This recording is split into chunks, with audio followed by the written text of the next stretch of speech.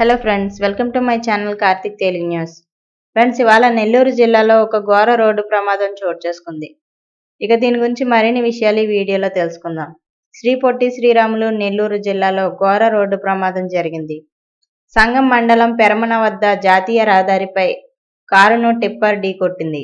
ఈ ఘటనలో చిన్నారి సహా 7 మృతి చెందారు.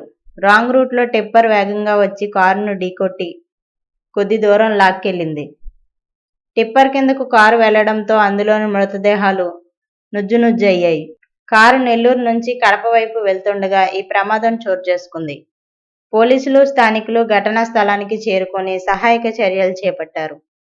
మృతుల వివరాలను పోలీసులు సేకరిస్తున్నారు. ఇక నెల్లూరు ప్రమాదంపై ముఖ్యమంత్రి చంద్రబాబు దిగ్భ్రాంతి వ్యక్తం చేశారు.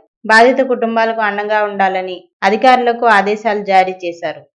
బాధ్యులపై కఠిన చర్యలు తీసుకోవాలని అన్నారు. మంత్రులు ఆనం రామనారాయణ రెడ్డి, మండిపల్లి రాంప్రసాద్ రెడ్డి మృతుల కుటుంబాలకు సానుభూతి తెలిపారు. సో ఫ్రెండ్స్, ఇది అప్డేట్ న్యూస్. మరిన్ని అప్డేట్స్ కోసం ఛానల్ సబ్స్క్రైబ్ చేసుకోండి ఫ్రెండ్స్. అలాగే పక్కన ఉన్న బెల్ ఐకాన్ క్లిక్ చేసి వీలైతే ఛానల్ కు లైక్ అయితే చేయండి. Thank you friends. Thanks for watching this video.